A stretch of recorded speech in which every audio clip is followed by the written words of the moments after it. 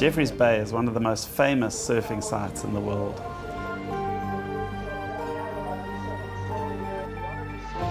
It owes its unique wave to a combination of swell, wind and reef.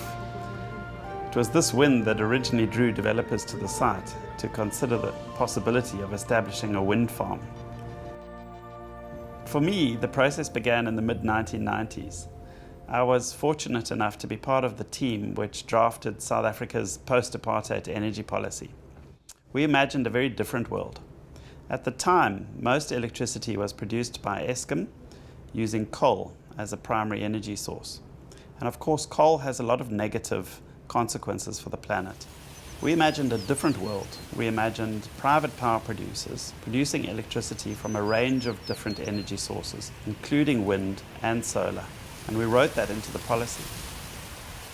Wind power has several benefits. It doesn't rely on scarce fossil fuels. It doesn't emit carbon dioxide, which is a damaging greenhouse gas. And it doesn't use any of our scarce water resources.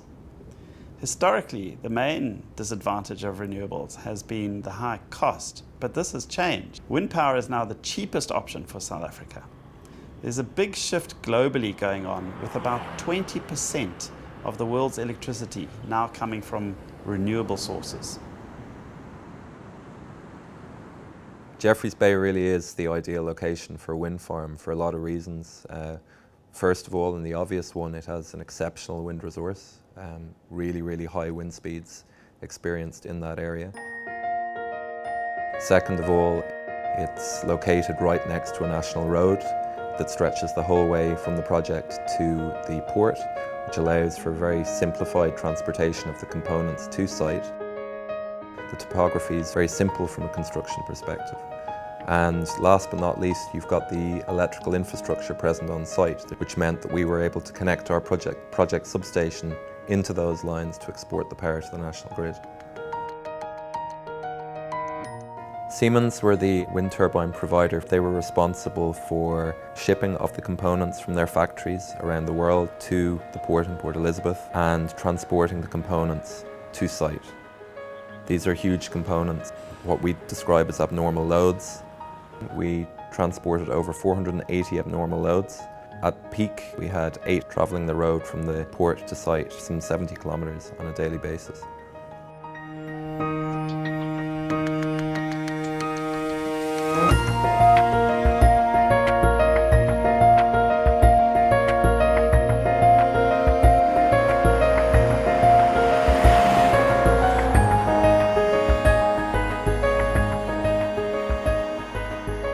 The contractor responsible for the civil and electrical part of the works, Murray & Roberts Construction and Consolidated Power Projects. They were responsible for the roads, the foundations, the underground electrical cabling, construction of the project substation, and an operation and maintenance building.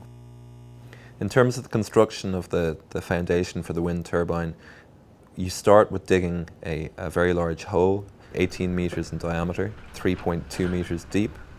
Then we construct a steel rebar enforced cage totaling approximately 41 tonnes of steel.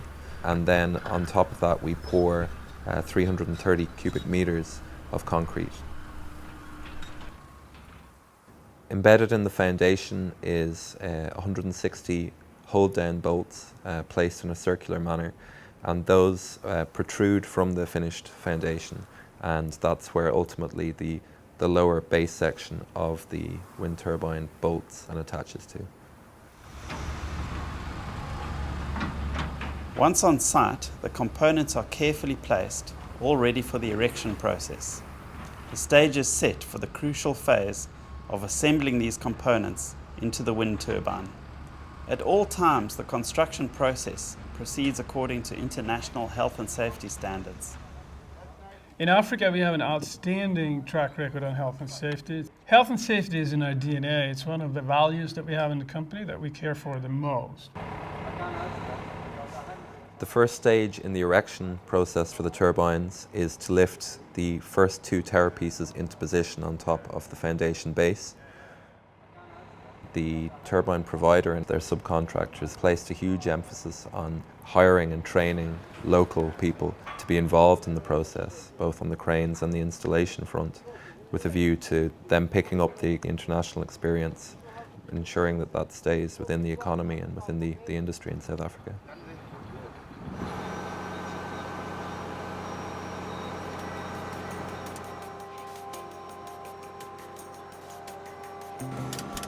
After the two first pieces are lifted into position, the turbine blades, measuring 49 metres long, are all connected to the centre hub.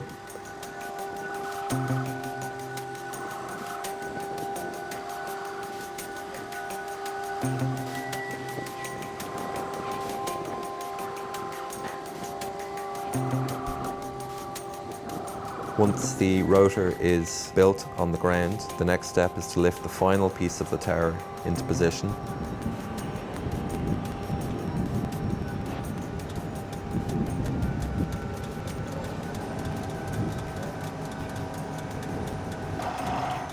Followed by the nacelle, and the nacelle houses the generator and gearbox, weighs almost 83 tons.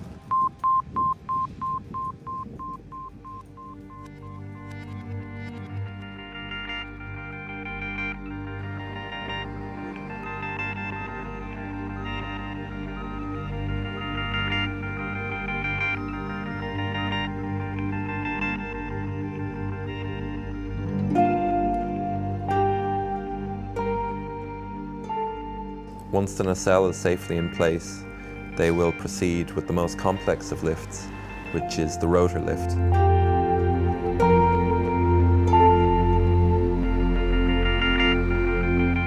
Where two cranes work in unison to position this very large turbine rotor and blades at the top of the nacelle. In addition to that, you have two tagline teams which have rope extending up to the blade tips in order to keep the lifting operation under control until the rotor is finally secured in place.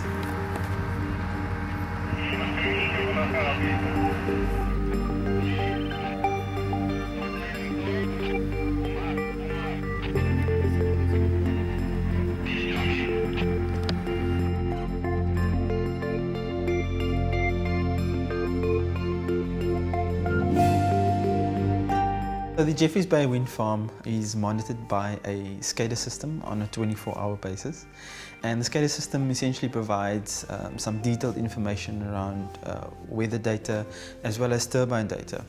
And the SCADA system provides the ability to determine the exact locations of turbines which may need attention.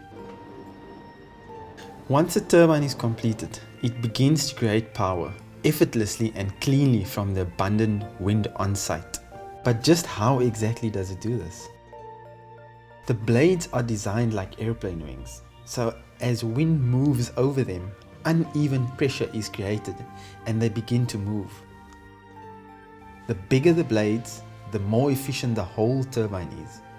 The blades at Jeffreys Bay Wind Farm are 49 meters long.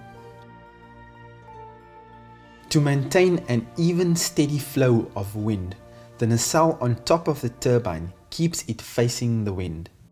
The blades are attached to the rotor hub that turns the shaft inside of the nacelle.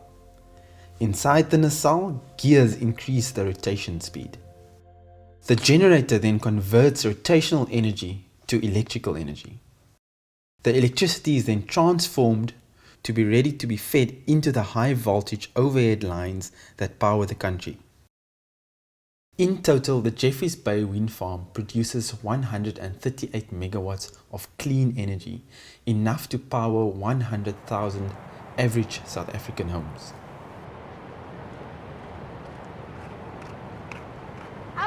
These renewable energy projects brings enormous benefit to South Africa. Normally, in the procurement in South Africa, about 10% of the valuation of a procurement is economic development.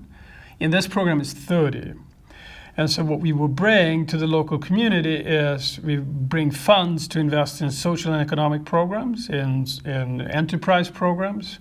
We set up a trust where we have very broad ownership in the local community, ownership in these projects. And we create a lot of job opportunities during construction and during the operation.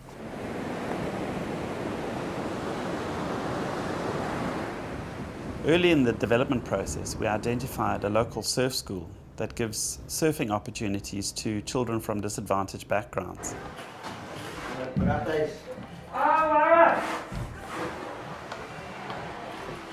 The foundation's been going for the last 10 years. So the last 10 years we've been helping kids from the community, obviously underprivileged kids, to surf and make their lives better, not just surfing but educationally as well. The local community, there's a lot of drugs, there's a lot of kids on the street. Sometimes they're like up to 18, 20 people in one house, and the room that they live in is very small, and he has to share that room with his entire family.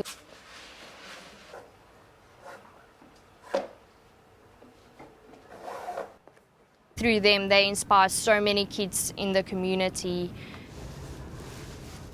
Early in 2013, we sent the boys on a national tour to compete against the country's best. The results were remarkable.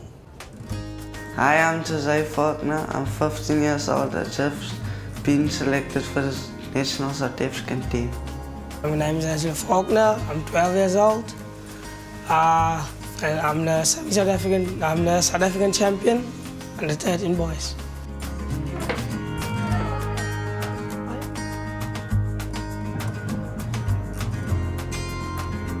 The funding that we receive from the Jeffreys Bay Wind Farm, it enables us to do the entire surfing circuit for the year. And when they do the circuit, they get certain points. Currently, Jose's points, he's second in the country, and because he gets to compete all over, that enabled him to be part of the South African national team for surfing today.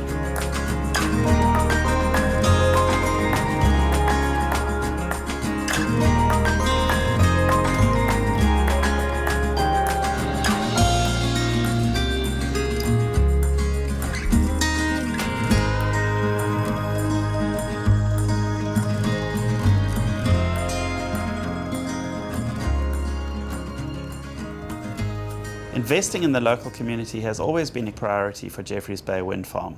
Now that we're operating, we invest a percentage of our revenues in improving maths and science education for the local community.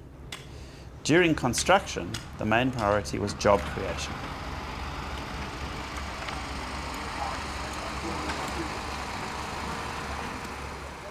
As the mayor, what was important for us was the fact that work has been created. During peak production, there's 602 people who are working here, and that is about 45% from the local community. A lot of our people were unemployed around here. If you look how many bread has been put on the table, then it's over 1,000 mouths which has been filled. Second thing was the training and the skills being developed. These workers will be able to go and market themselves again to another wind farm where they can say, this is what we have been trained in, skills which have been developed at Jeffreys Bay Wind Farm.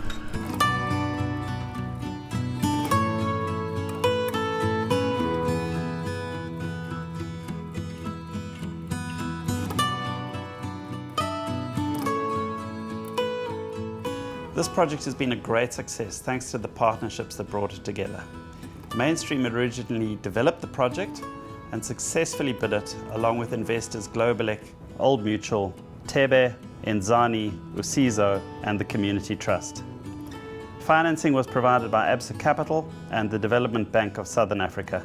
Siemens provided world-class technology in the form of the turbines. Murray & Roberts and Conco built the balance of plant. Various government agencies contributed, providing the permissions that enabled the plant to go ahead. Local stakeholders contributed, and I particularly would like to pay tribute to the workers who built the plant, brought it in on budget, on time, and without a single lost time injury in the course of construction. Thanks to everyone who contributed to make this such a great success.